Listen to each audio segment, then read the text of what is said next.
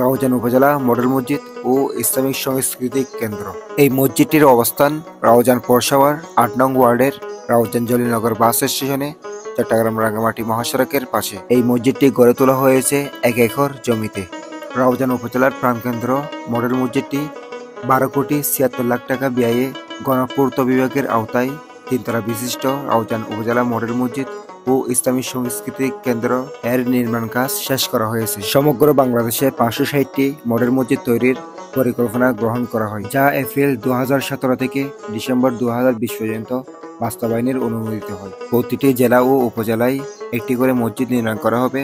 কাঠামো অনুযায়ী মসজিদগুলোকে ৩ ভাগে ভাগ করা হয়েছে। এ ক্যাটাগরি অনুযায়ী ৪ তলা বিশিষ্ট যে মসজিদগুলো হয়েছে সবগুলো জেলা সদরে, বি ক্যাটাগরি অনুযায়ী যে ৩ তলা বিশিষ্ট মসজিদগুলো হয়েছে সবগুলো উপজেলায়, আর সি ক্যাটাগরি অনুযায়ী যে মসজিদগুলো হয়েছে সবগুলো উপকূলীয় বিভাগে।